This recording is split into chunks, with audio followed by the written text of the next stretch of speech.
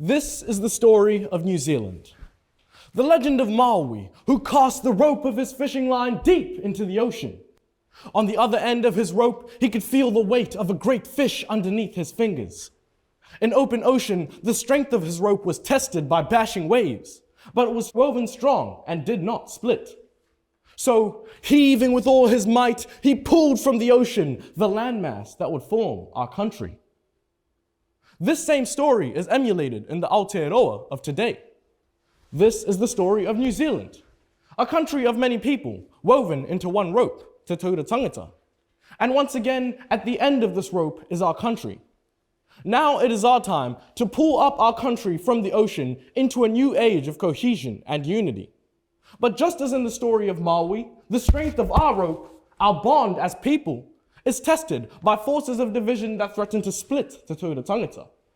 As the waves of racism continue to bash against our country, Te Tohu Tangata is faced with two options: to let our unity be drowned out by the noise of crashing waves, or to hold firm to one another and withstand the dangers of division. When we split divides in our society and say that one person is superior to the other, we rip at the very strands that form Te Tohu Tangata and pit them against each other. To pull at these strands is to pull at the fabrics of our humanity. It is the adversary of humanity. Racism is unhuman. Fictions, falsehoods, bias, and ignorance lead the factions of our diverse society to begin to pull against each other. But when we fight against each other, the only thing that we ensure is that no one in our society is able to move forward.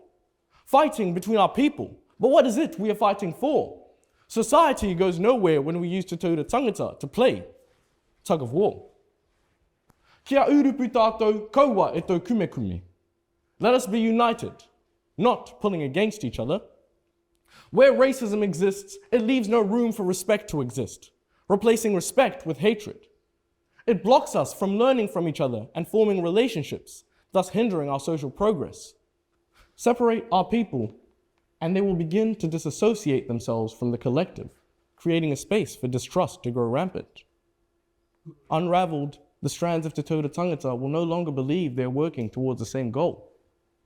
Focus is shifted away, and they begin to drift apart. Te Tohu Tangata is slowly unwoven as racism dissipates us into small pieces of string to be washed away by the waves. Toia, toia, toia te kanui. Pull the great fish upwards. As the waves of racism continue to bash against our country, Te Tohu Tangata must hold firm and pull up our country once more. But for us to do this, we must understand Te Tohu Tangata and what it means to build a unified society. One way to understand this is to look back at those who wove Te Tohu Tangata before us. Take, for example, Te Piti Te Aweawe. He was, in the truest sense, a builder of society. His leadership was pivotal in forming the deep relationships between Māori and Pākehā in the Manawatu that founded the city I know as Palmerston North, or as many of you others in the country like to call us, that one place on the way to Wellington. Te Piti understood that for Te Tohu Tangata to form, we must have a unified and cohesive society. Kua kaupapa I Aotearoa, mā koutou I whakaoti, he once said. I have laid the foundation of friendship for your continuation. Te Piti's words made me rethink my understanding of Te Tohu Tangata. Pay attention, for the lesson Te Piti was trying to teach us was that for Te Tohu Tangata to form, we must have deeper connection. More than just mutual agreement to ease the tension or self-serving compliance that breeds deception, the bonds between our people must be of aroha and friendship. Te Piti's example helped me understand that the strands of Te Tohu Tangata are not so much twisted around each other, but instead willingly interlock themselves, with each strand leaning against the other, pulling each other closer, like one big hug of the people. Te Tohu Tangata is woven by the bonds of love. And in our society, this human embrace is visualized by us embracing the other cultures around us. When we have respect for other people's heritage, cultures, and beliefs, we can do more than merely coexist. We go past agreement and establish relationship. Unlike a canoe rope, Te Tohu Tangata is indeed an infinite rope, passed down through the generations. And now that our predecessors are gone, the duty has fallen to us to pick up Te Tohu Tangata and continue to weave unity in this country. Part of playing our own individual role in weaving this unity is actively engaging with our community and trying to establish relationships with various cultures. This not only benefits us as a society, but also enhances our cultural richness as individuals. Actions that may seem small at the time can have a large significance on somebody's life. I still remember when I was 10 years old, still new to New Zealand, and playing cricket in the car park.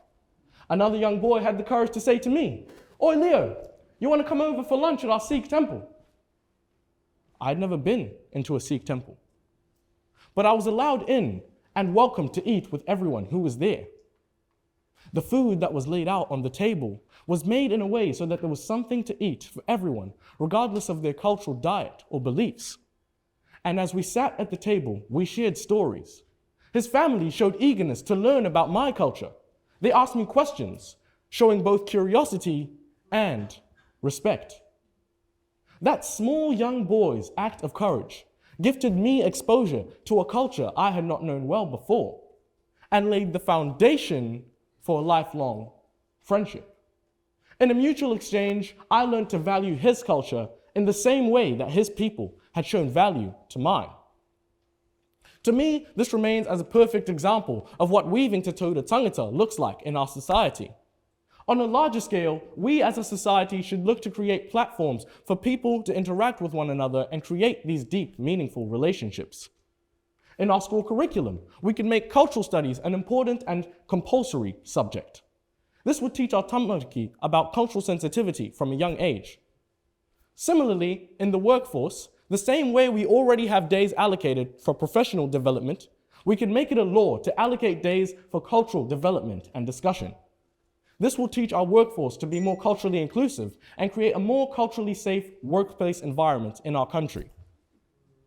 Initiatives such as these, or even simple social gatherings with your neighbors, can go a long way into forming the deep relationships needed for Te Tohu Tangata to form. For we are the future of the hope of our country. We, He Tangata, the people. This is the story of New Zealand. A story that is written by the hands of our people, many strands interwoven, all loved and all equal. The power is in our hands to make this decision. Be woven with each other so that there is no room for division. It is true that Te Tohu Tangata is much like a strongly woven rope, but the strength of our unity as humans is stronger than anything we can imagine. He hono tangata e kore e motu, ka pā he taura waka e motu. Unlike a canoe rope, a human bond cannot be severed. Ngā me.